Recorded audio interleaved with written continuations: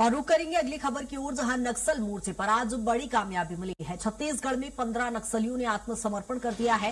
कांकेर जिले में सक्रिय 4 नक्सलियों ने आत्मसमर्पण कर मुख्य धारा से जुड़ने का निर्णय लिया है। इन चारों में कंपनी नंबर 10 का एक सक्रिय सदस्य भी शामिल है।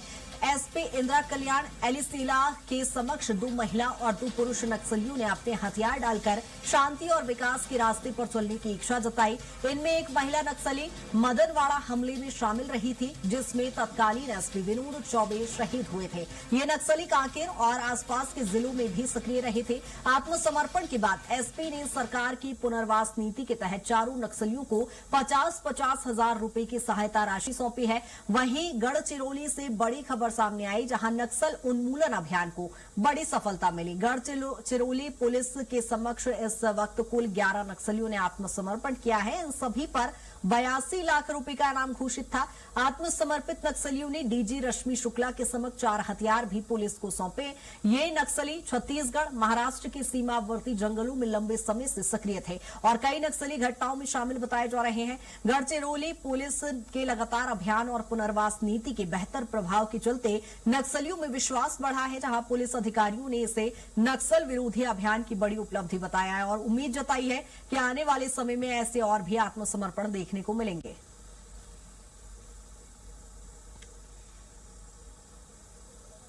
गढ़चिरौली में गांवबंदी बहुत सालों से चल रही है और गांव वालों ने पुढ़ाकार लेके गांवबंदी शुरू करी। गांव वालों में जब पुलिस ने जन जागरण मिलावा किया, वहां पे सुविधाएं पहुंची, डॉक्टर्स पहुंचे, स्कूल खुले, उन तक सुविधाएं पहुंची, तो लोगों को समझ में आया कि डेवलपमेंट ही उनके विकास का रास्ता। ये चारों में 2004 से 24 तक 25 तक ये लोग नक्सल संगठन से जुड़े हुए हैं। तो इनकी आत्मसमर्पण करना कांकेर जिले के लिए और बस्तर के लिए एक बहुत अच्छी उपलब्धि है।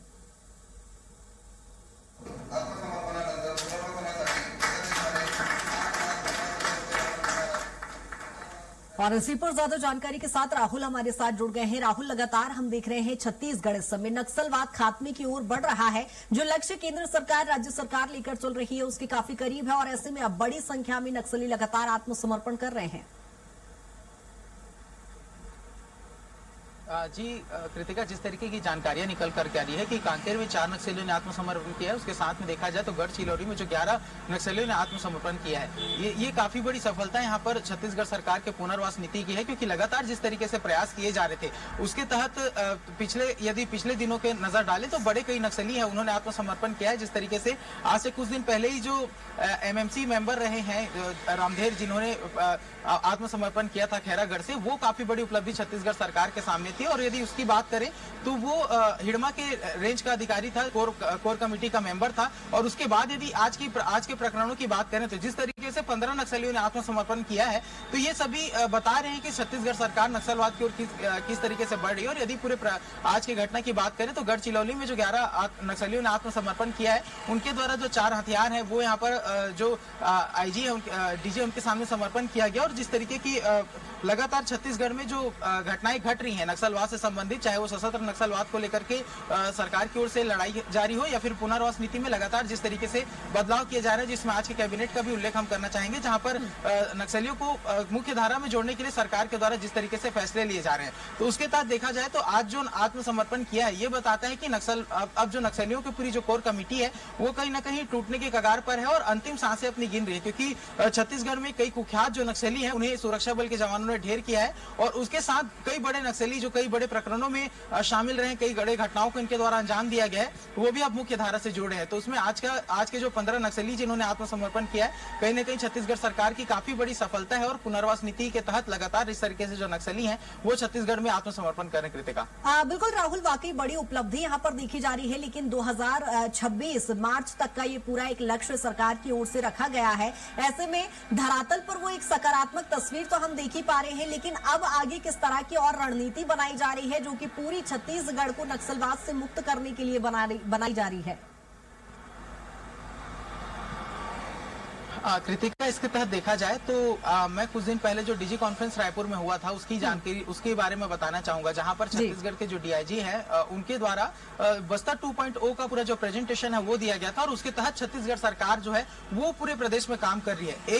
एक और सरकार के सामने सबसे बड़ी चुनौती थी, क्योंकि नक्सलवाद हमेशा से विकास के सामने काफी बड़ा रोड़ा रहा है और उसके तहत जो सरकार है वो यहाँ पर नक्सलवाद खात्मे के साथ ही विकास के जो नए प्रयास है वो यहाँ पर करने का प्रयास करेगी। क्योंकि बस्तर संभाग में देखें तो बस्तर संभाग छत्तीसगढ़ के सबसे पिछड़े क्षेत्रों में गिना जाता है, लेकिन उसके साथ में यदि दूसरे क्षेत्रों की बात करें तो आज भी ऐसे गांव मौजूद है जहां पर बुनियादी सुविधाएं नहीं पहुंच पाई है, जहां पर नक्सलवाद की समस्या नहीं है, वहां पर भी इस तरीके की जो स्थिति है वो देखने को मिलती है। तो इसको लेकर के जो सरकार है वो अपने विजन डॉक्यूमेंट को लेकर के शीतकालीन सत्र में प्रस्तुत करने वाला है और विजन डॉक्यूमेंट के तहत एक नक्सल मुक्त एक विकसित छत्तीसगढ़ किस तरीके से सरकार बनाने वाली है इसकी पूरी रूपरेखा तैयार की जा रही है। तो काफी महत्वपूर्ण ये शीतकालीन सत्र भी रहने वाला है और इसके माध्यम से देखा जाएगा कि नक्सलवाद खात्मे के बाद छत्तीसगढ़ में जब एक सरकार आगे बढ़ेगी तो किस तरीके से विकास की गति रहने वाली है, इन तमाम विषयों पर सरकार के द्वारा विचार किया जा रहा है। तो नक्सलवाद खात्मे के बाद का छत्तीसगढ़ बिल्कुल ही विकसित करने का प्रयास यहाँ पर छत्तीसगढ़ सरकार के द्वारा किया जाएगा। हालांकि तमाम चुनौतियां आज भी मौजूद हैं, आगे भी मौजूद रहेंगी, लेकिन उन्हीं सभी अवरोधों को पार करते हुए छत्तीसगढ़ को विकसित करने का राहुल, यानी बदलते छत्तीसगढ़ की तस्वीर यहाँ पर हमें देखने को मिलेगी। बहुत शुक्रिया तमाम चर्चा के लिए।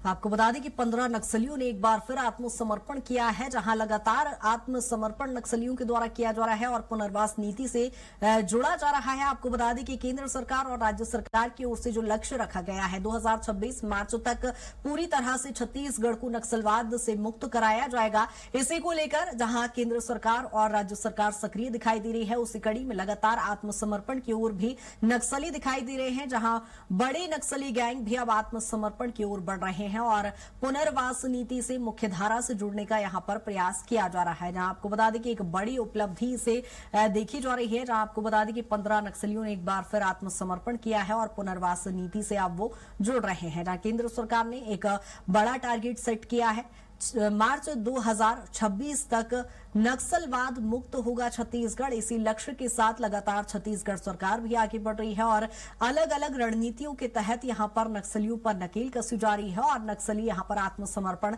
करते नजर आ रहे हैं।